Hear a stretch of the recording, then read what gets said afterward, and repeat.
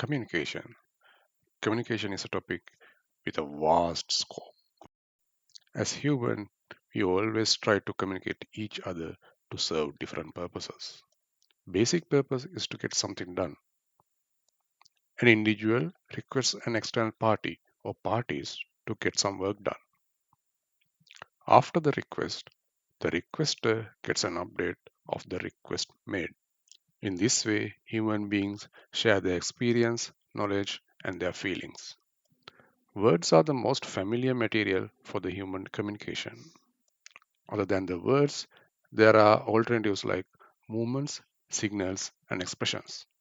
And some actions like hugging, kissing, handshaking, and eye contacts will express how each other feel themselves. All these types fulfill the requirement of communication. Basically, we can identify two main types of communication. First is the communication that delivers the expectations in real time. We call this synchronous communication. And next one is the communication that delivers the expectation in non-real time. We call this asynchronous communication. In the synchronous communication, sender and the receiver has to be present in the same time. And also it does need the immediate attention of the receiver.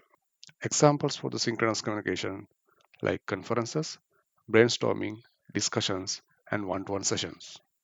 In asynchronous communication, the acknowledgement of the message is delivered to the sender in real time, but the expectation of the message can be delivered independent of the time. Asynchronous communication does not need the receiver's immediate attention. Examples are like emails, SMS and chat apps, and feedbacks.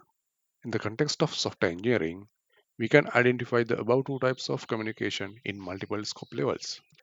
Communications across large systems, communications across modules within a system, communications across building blocks within a module.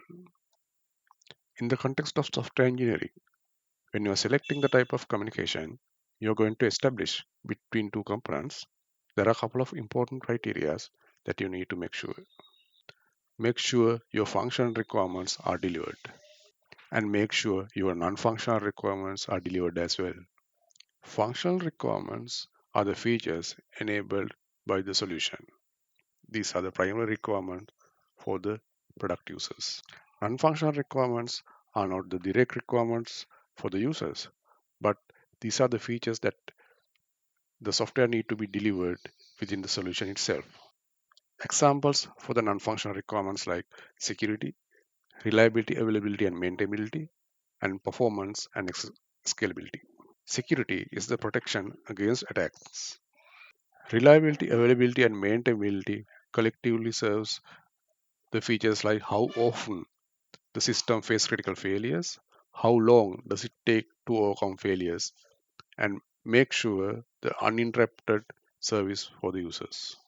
Performance and scalability collectively says that how fast the system returns results and how it responds to the sudden spikes of user loads. Okay, in the next video, let's discuss about the usage of communication in the context of software engineering in detail. Let's meet in the next video. Have a good day.